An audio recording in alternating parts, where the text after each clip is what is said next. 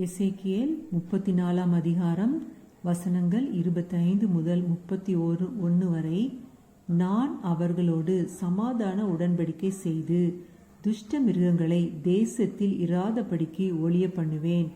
அவர்கள் சுகமாய் வனாந்தரத்தில் தாபரித்து காடுகளில் நித்திரை பண்ணுவார்கள்.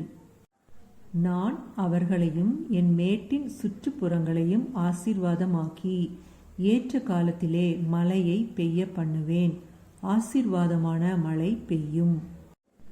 வெளியின் விருட்சங்கள் தங்கள் கனியை தரும். பூமி தன் பலனை கொடுக்கும்.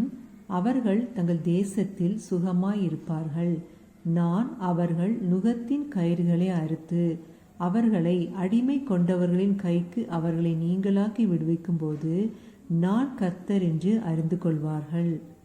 இனி அவர்கள் புற ஜாதிகளுக்கு கொள்ளையாவதில்லை. பூமியின் மிருகங்கள் அவர்களை பட்சிப்பதும் இல்லை. தத்தளிக்க பண்ணுவார் இல்லாமல் சுகமாய் தங்குவார்கள். நான் அவர்களுக்கு கீர்த்தி பொருந்திய ஒரு நாற்றை எழும்ப பண்ணுவேன். அவர்கள் இனி தேசத்திலே பஞ்சத்தால் வாரி கொள்ளப்படுவதும் இல்லை. இனி புறஜாதிகள் செய்யும் அவமானத்தை சுமப்பதும் இல்லை.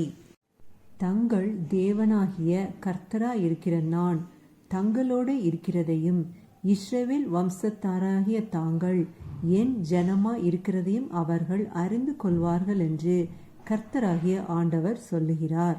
என் மந்தையும் என் மேய்ச்சலின் ஆடுகளுமாகிய நீங்கள் மனுஷர், நான் உங்கள் தேவன் என்று கர்த்தராகிய ஆண்டவர் உரைக்கிறார் என்று சொல் என்றார்.